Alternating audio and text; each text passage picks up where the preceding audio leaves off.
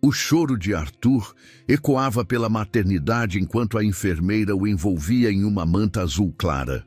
Seus olhos cor de mel contrastavam com as lágrimas que escorriam pelo rosto de Dona Clélia, sua avó, que segurava firme a mão de Luciana, sua filha de 19 anos. O médico havia acabado de sair após dar a notícia que parecia sugar todo o ar do quarto. Arthur nascera sem os 2 braços. "Posso segurá-lo?"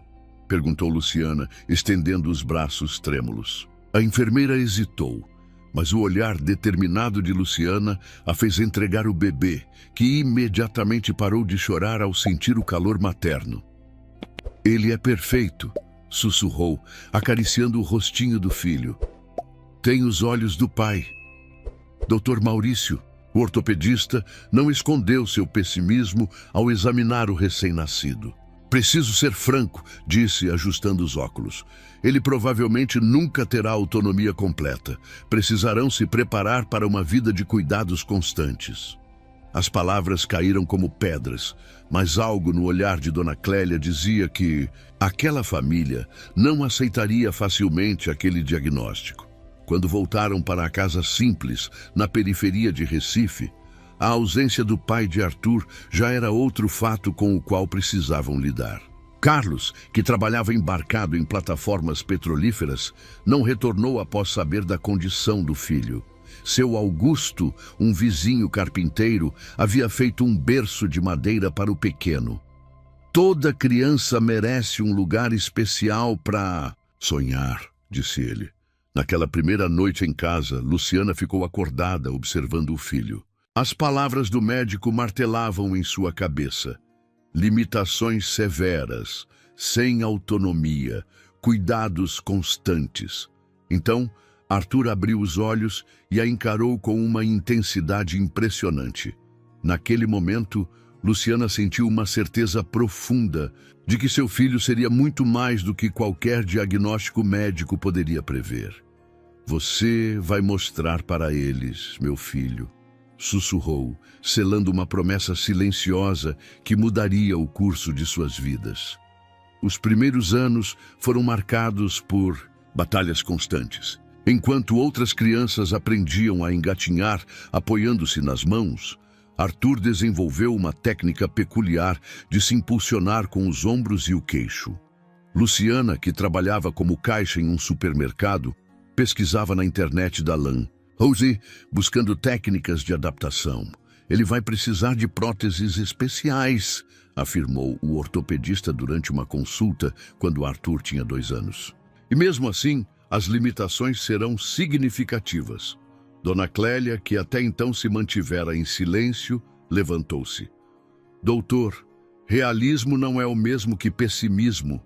Não viemos aqui para ouvir o que meu neto não pode fazer, mas como ajudá-lo a fazer tudo o que ele quiser.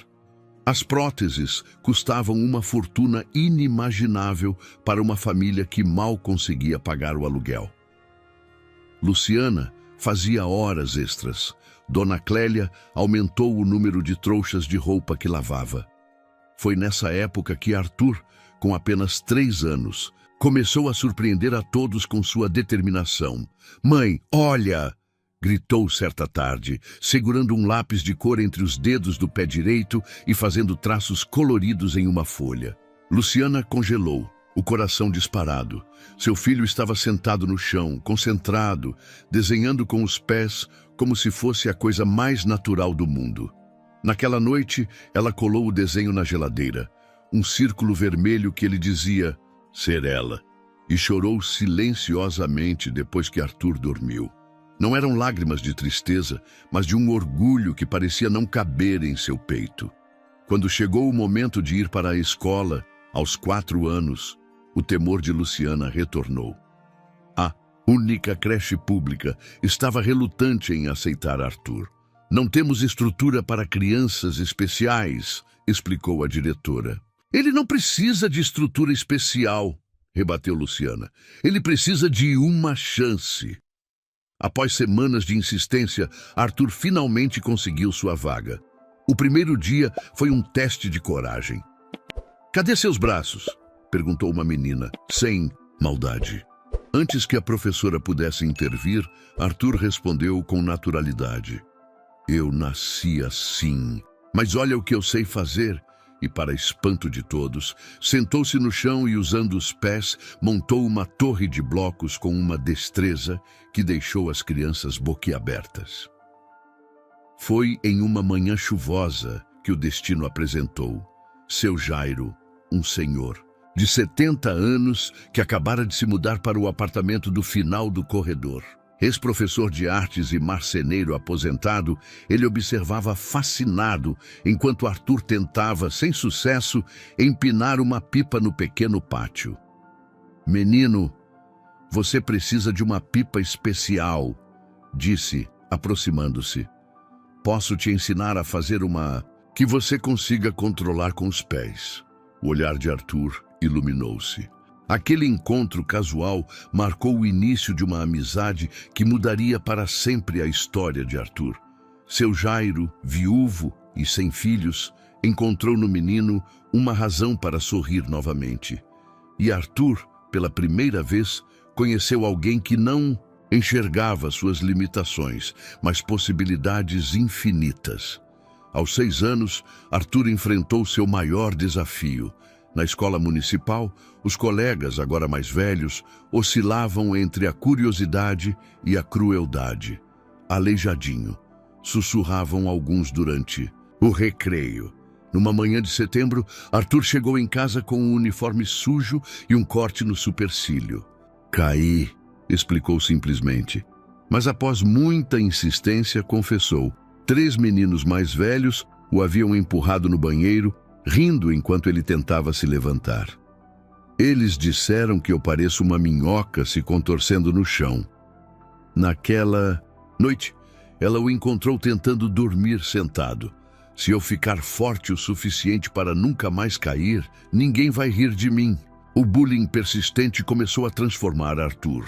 O menino alegre tornou-se silencioso, retraído. Suas notas começaram a cair. Dona Clélia foi encontrada por Luciana chorando no banheiro depois de ouvir Arthur perguntando, durante uma oração, Deus, por que você não me deu braços como todo mundo? Foi seu Jairo quem ofereceu uma alternativa. Traga o menino para minha casa todas as tardes, propôs ele. Na primeira tarde, Arthur encontrou algo que mudaria sua vida. Um torno de madeira adaptado, baixo o suficiente para que ele pudesse operá-lo. Com os pés, meu pai era torneiro, explicou seu Jairo. Ele perdeu o braço direito na guerra, mas nunca deixou que isso o impedisse de fazer o que amava. Com uma paciência infinita, o idoso começou a ensinar Arthur os segredos da marcenaria adaptada. No início, eram apenas blocos grosseiros, mas a cada dia, a precisão dos movimentos do menino aumentava. Numa tarde particularmente difícil, após ser humilhado durante a aula de educação física, Arthur finalmente explodiu. Vocês riem de mim porque não têm coragem de mostrar quem realmente são, gritou. Eu não escolhi nascer assim, mas escolho não ser covarde como vocês. O pátio mergulhou em silêncio. A professora de português, Dona Marta, que presenciou a cena, levou Arthur para sua sala. Em vez de consolo, ela abriu uma gaveta e tirou um livro. Conhece a história de Antônio Francisco Lisboa? Perguntou. Arthur negou. Ele era conhecido como Aleijadinho. Perdeu os dedos das mãos e os movimentos das pernas por causa de uma doença. Sabe o que ele fez? Tornou-se um dos maiores escultores que este país já viu. Ela mostrou fotografias de igrejas e santos esculpidos. Algumas pessoas deixam que suas limitações os definam. Outras definem-se pelo que criam, apesar delas. Aquela conversa plantou uma semente poderosa. De volta à casa de seu Jairo, Arthur pediu para trabalhar no torno com intensidade nova. Quero fazer algo bonito, explicou.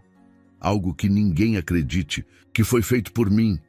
Os meses seguintes foram de trabalho árduo. Arthur desenvolveu calos nos pés, manchas roxas nos tornozelos, bolhas que estouravam pelo esforço.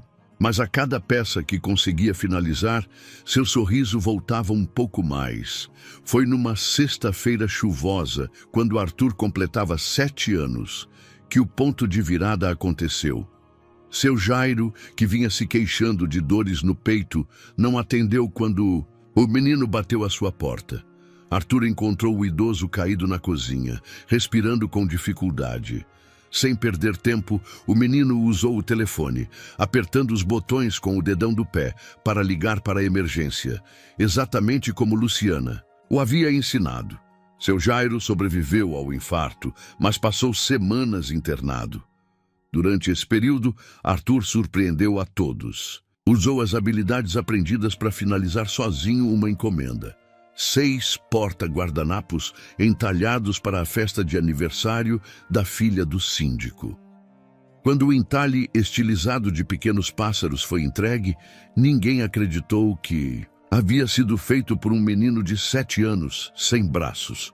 No hospital, quando seu Jairo viu as peças, lágrimas silenciosas escorreram pelo seu rosto. "Você entendeu, meu filho", sussurrou ele. "Entendeu o que tento te ensinar." Arthur inclinou a cabeça confuso. "O que, seu Jairo?" O idoso sorriu, apontando para o pássaro entalhado. "Que não precisamos de asas para voar." Aquela frase simples marcou profundamente Arthur. Naquela noite, ele pediu para convidar seus colegas de escola para visitar a oficina de seu Jairo, inclusive os meninos que o haviam maltratado. "Quero que eles vejam o que sou capaz de fazer. Talvez parem de ver apenas o que não posso." O retorno de seu Jairo para casa foi celebrado com um pequeno churrasco. Os vizinhos, que antes observavam Arthur com pena, agora o tratavam com respeito. A história de como ele havia salvado a vida do idoso correu pelo bairro, transformando-o de o menino sem braços em o menino que salvou seu Jairo. Dos 15 colegas convidados, apenas 3 apareceram no sábado. Entre eles, surpreendentemente, Rafael, um dos que mais implicavam com Arthur. O constrangimento inicial logo deu lugar à fascinação quando seu Jairo demonstrou como Arthur trabalhava no torno. "Você pode deixar eu tentar?" perguntou Rafael. A tarde terminou com os 4 meninos cobertos de serragem, rindo e comparando os objetos tortos que haviam produzido. Na escola, as coisas começaram a mudar. Rafael, que antes liderava as provocações, agora ocasionalmente defendia Arthur. "Ele faz coisas com os pés que vocês não conseguem nem com as mãos", afirmou certa vez, calando um grupo de alunos mais velhos. Dona Marta, a professora que apresentara a Arthur a história do Aleijadinho, conseguiu uma bolsa para que ele frequentasse aulas de escultura aos sábados no Centro Cultural. Foi nessas aulas que Arthur conheceu a professora Helena, uma escultora renomada que reconheceu seu potencial extraordinário. "Ele tem o que não se ensina", comentou ela. "Tem o olhar de quem realmente vê as formas escondidas na matéria." Em casa, Luciana enfrentava outra batalha. O pai de Arthur, ausente desde o nascimento, reapareceu após ver uma reportagem sobre uma exposição onde uma escultura do filho havia sido exibida. "Quero conhecer meu filho", disse Carlos. "Você teve 7 anos para isso", respondeu Luciana. "Por que agora?" O homem baixou os olhos. "Porque fui um covarde e porque agora entendo que perdi a chance de conhecer alguém extraordinário." Foi Dona Clélia quem ajudou Luciana a decidir. "O menino tem o direito de formar sua própria opinião sobre o pai", disse. Assim, Arthur finalmente conheceu o homem cujos olhos havia herdado. O encontro foi difícil, carregado de silêncios. Arthur, normalmente eloquente para sua idade, manteve-se reservado. "Eu trouxe algo para você", disse finalmente Carlos, estendendo um pacote. Era um conjunto de ferramentas miniaturizadas, adaptadas para serem manuseadas com os pés. Um colega da plataforma as fez. Ele é ferramenteiro. Quando Arthur completou 8 anos, seu Jairo, devido à idade avançada, precisou vender o torno. "Não consigo mais usá-lo com segurança." Para o menino, aquilo soava como perder um pedaço de si mesmo. Foi Carlos quem apresentou uma solução. Posso comprar o torno e podemos instalá-lo na varanda do apartamento.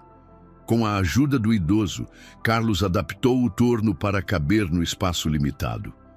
Aos 9 anos, Arthur enfrentou um novo desafio quando um campeonato regional de natação adaptada foi anunciado. Professora Helena sugeriu que ele participasse. A água nos iguala, explicou. Lá, a ausência de braços se torna apenas uma característica, não uma limitação. Os treinos eram exaustivos. Arthur precisou desenvolver uma técnica própria, usando primariamente as pernas e ondulações do tronco para se mover na água. As primeiras semanas foram frustrantes. Ele engolia água, cansava-se rapidamente, chorava de raiva no vestiário. Talvez isso seja demais para ele, comentou Luciana. Você já considerou que talvez ele precise descobrir esses limites por si mesmo? Rebateu Carlos. Passamos tanto tempo protegendo-o que às vezes esquecemos que o maior presente é a chance de falhar. A persistência valeu a pena. Algo mudou depois de um mês de treinos. Era como se Arthur tivesse finalmente compreendido a lógica da água. Ele é incrível, comentou o treinador. Nunca vi alguém se adaptar desta forma. No dia da competição, Arthur terminou em 3º lugar, conquistando uma medalha de bronze em sua primeira competição. A vibração na arquibancada foi ensurdecedora. Lágrimas escorriam pelo rosto de Luciana, Dona Clélia e Carlos. Quando Arthur emergiu da piscina, seu sorriso era radiante. Aquele não era apenas o sorriso de quem venceu uma competição. Era o sorriso de quem venceu suas próprias dúvidas. A história do menino sem braços, que conquistou uma medalha, ganhou repercussão. Um laboratório de próteses ofereceu a Arthur a oportunidade de testar próteses biônicas. Nas primeiras provas, ele ria maravilhado ao conseguir segurar um copo. Luciana chorou ao ver o filho abraçá-la usando as próteses experimentais. Mas após a euforia inicial, Arthur percebeu: elas me deixam mais lento, consigo fazer mais coisas com os pés. A decisão de recusar as próteses surpreendeu todos, exceto seu Jairo. É corajoso assumir quem você realmente é, disse o idoso. Aos 9 anos, Arthur havia compreendido que sua identidade não estava definida pela ausência, mas por suas escolhas e sua determinação de viver em seus próprios termos. Quando a escola organizou uma feira de ciências e artes, Arthur se tornou o centro das atenções com seu estande, onde demonstrava técnicas de escultura usando os pés. Uma professora universitária, impressionada com seu talento, explicou a Luciana e Carlos: ele tem potencial para ser aceito no programa de talentos precoces da universidade. A oportunidade parecia um sonho, até que ela mencionou um detalhe crucial. O programa funcionava na capital do estado, a 200 quilômetros de distância. As discussões familiares foram intensas. Mudar-se significaria deixar a rede de apoio construída ao longo dos anos. É sua decisão, disse finalmente Luciana. Vou apoiá-lo independente do que escolher. Arthur pediu uma semana para pensar. Na manhã seguinte anunciou: quero ir, mas com uma condição, que possamos trazer meu torno. E quando eu for famoso, voltarei para ensinar outras crianças como eu. Para mostrar que não precisamos de braços para alcançar as estrelas. A mudança ocorreu pouco antes do 10º aniversário de Arthur. Carlos pediu transferência para a base terrestre da petrolífera para estar presente na vida do filho. Luciana conseguiu emprego na cafeteria da universidade. A despedida de Recife foi dolorosa, especialmente a separação de Dona Clélia e seu Jairo. Na capital, Arthur encontrou-se em um ambiente onde não era o único diferente. O programa incluía crianças com diversos tipos de deficiência, todas talentosas. É estranho, comentou Arthur com a mãe após o primeiro mês. Aqui, ser diferente é normal. Sob a orientação do mestre escultor Antônio Barros, o talento de Arthur floresceu. Suas esculturas evoluíram para representações de emoções complexas. Figuras humanas contorcidas em dança, rostos expressando sentimentos contraditórios, formas abstratas que capturavam movimento e quietude simultaneamente. Ele tem algo que não se ensina, comentou mestre Antônio, uma compreensão instintiva da matéria. O coordenador do programa propôs incluí-lo na exposição anual da universidade, o participante mais jovem na história do evento. Nas semanas seguintes, Arthur dedicou-se a um projeto ambicioso e secreto, trabalhando noites adentro no pequeno quarto transformado em estúdio. Na véspera da exposição, finalmente revelou sua obra. Uma escultura em madeira de embuia escura, um par de mãos emergindo de um bloco, alcançando uma a outra. Mas as mãos não eram perfeitas, eram tortas, incompletas, e ainda assim possuíam uma beleza transcendente. Chama-se As Mãos que Nunca Tive, explicou Arthur. Não é sobre lamentar o que falta, mas celebrar o que existe em outro lugar. Na base da escultura estavam entalhados sutilmente contornos de pés, quase invisíveis. Às vezes, as mãos que realmente importam não são feitas de carne e osso. Um senhor de cabelos grisalhos passou longos minutos contemplando a obra. Você sabe quem foi Aleijadinho? Perguntou. Arthur assentiu. Ele também entendia que a verdadeira arte não vem dos membros que temos ou não temos, mas do que levamos aqui dentro. O homem tocou o próprio peito. Meu nome é Roberto Andrade. Sou curador do Museu Nacional de Belas Artes. Roberto ofereceu a inclusão de As Mãos que Nunca Tive, em uma exposição itinerante de jovens talentos brasileiros.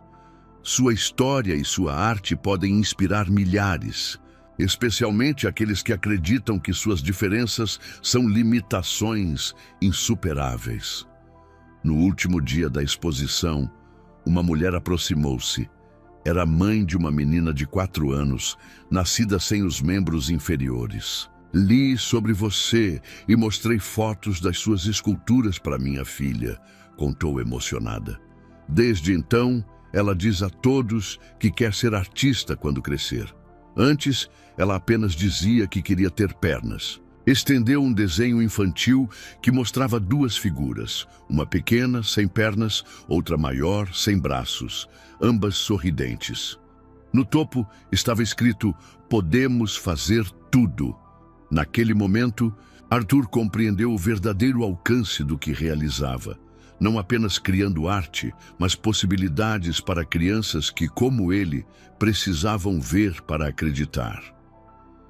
De volta ao Brasil, uma fundação cultural ofereceu financiamento para que Arthur estabelecesse uma escola de artes adaptadas em Recife, focada em jovens com deficiência. O projeto Estúdios Sem Limites seria anexo a uma escola pública, promovendo a integração entre estudantes com e sem deficiência através da expressão artística. Aos 10 anos, quando os médicos haviam previsto uma vida de dependência, Arthur era reconhecido como um promissor escultor e inovador na educação artística inclusiva. O menino, a quem haviam negado esperança, tornara-se um farol de possibilidades para outros.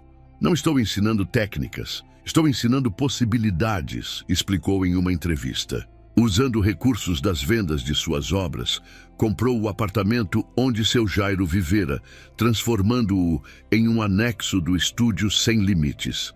Na parede principal, pendurou uma placa: Estúdio Jairo Mendes, onde aprendemos que não precisamos de asas para voar. E quando perguntavam qual era seu maior sonho, Arthur sempre respondia: viver em um mundo onde ninguém seja definido pelo que lhe falta, mas celebrado pelo que cria. E você? Que potencial inexplorado existe dentro de você, esperando apenas que alguém, talvez você mesmo, acredite que é possível?